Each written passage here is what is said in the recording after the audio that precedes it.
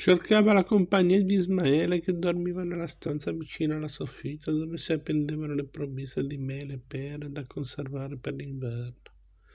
Teneva sempre con sé ben arrotolati sotto il mantello disegni di torri e di falchi, li mostrava al chierico pettirosso. Guarda la coda di questi uccelli, diceva Leonardo. Tu li hai visti nelle tue albe, tu li indovini. Ismaele amava i colombi che avevano fatto il nido sotto le tegole, vicino al suo letto. E nessuno era più felice di lui quando sentiva scorrere il tempo.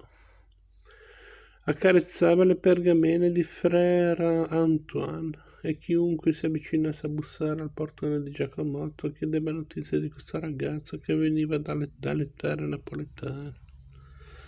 Come sta Pettirosso? Ha parlato oggi con i passeri.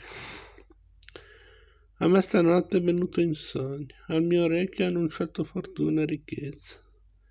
Sempre più lunga si faceva la fila di chi cercava miracoli e Melchisedec non sapeva più a quali scuse ricorrere per concedere alla gente, se non regalando una delle penne strappate ai colombi con cui il chierico era diventato amico. Cosa daremo quando se ne voleranno via? Chiedeva Giacomotto. Non voleranno mai, rispondeva Giacomotto. Il chierico li conosce meglio di un celatore. Poi il Mauro si cacciò dentro guerre pericolose e la casa di Giacomotto si riempì di giorni tristi. I francesi entrarono a Milano, il Mauro fu preso prigioniero, la corte si disperse, tutti fuggirono, segretari, oratori, ambasciatori. O si nascosero in attesa che cessasse il pericolo. Giacomotto era a combattere lontano e non fu lui a governare la casa quando arrivò il momento di correre a Cilavegna. Di notte con i carri di cibo, armi e vestiti. Si unì alla carovana lungo il naviglio all'altezza di Morimondo. Ma c'erano troppi soldati franzesi in giro e dovettero muoversi con cautela. Ripararono in un fienile, misero al sicuro le provviste e decisero di aspettare. I francesi li stannarono appiccando il fuoco. Chi poteva trovò riparo nelle campagne, sparì nel buio. Poi quando il nemico si allontanò tornarono allo scoperto. Avevano il terrore negli occhi. Giacomotto contò uno a uno i familiari, i figli, i nipoti, la servitù, li accompagnò al mulino di Cilavegna. Mancava solo Ismaele all'appello. Lo cercarono, gridarono il suo nome nella notte, anche a costo di farsi scoprire. Giacomotto rifece all'indietro la strada verso il fienile, ma trovò soltanto fumo e tavole bruciate e cenere e un pezzo della tunica a righe bianche e azzurre. Tutto ciò che restava del chierico, dei suoi sandali, delle pergamene in bisaccia, del bastone che le aveva dato Gioacchino uscendo dalla tela, era lì nel mucchio di polvere. Zosimo e Giacomotto si fissano negli occhi, intuiscono i pensieri uno dell'altro, riconoscono ciascuno le proprie debolezze, eppure un velo scende davanti a loro, inafferrabile come una chimera. Luminosa più della coda di una cometa, e se Ismaele Macchialecco non fosse morto, e se avesse preso le forme di uccello e fosse volato in aria. Questo legge Zosimo nello sguardo di Giacomotto, e questo Giacomotto vorrebbe comunicarle anche se gli manca il coraggio. Ma certo, che altro può essere se non un miracolo, l'ultimo che le pergamene di Frère Antoine hanno regalato al chierico Pettirosso. Dopodiché si fa scuro in volto. Non importa che abbia ricominciato a piovere e che la strada stia diventando un acquitrino. Non importa nemmeno che ci siano soldati nei paraggi o animali selvatici.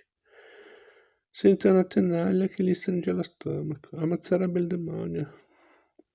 Tant'è la rabbia di non aver saputo proteggere quel pezzo di pane intinto nell'olio. Era un'anima del paradiso, ripete. Un uccellino senza nido. Lettera di Zosimo Alepa Simplicio. Tenimento Di Candela, 27 giugno 1500.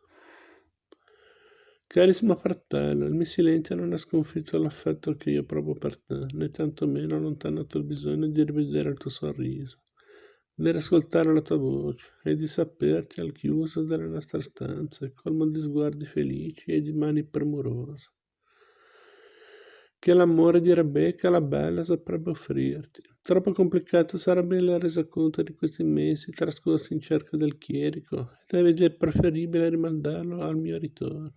Piuttosto ho saputo di una pietanza assai di moda nella città di Milano, un pane speciale, la cui scoperta è avvenuta nell'abitazione di Giacomotto Attellano, uomo che accompagna la mia avventura, camerario di Ludovico il Moro. Di questo pane speciale Giacomotto conosce l'origine e me ne ha dato delizia accompagnandomi verso i luoghi interni delle province napoletane.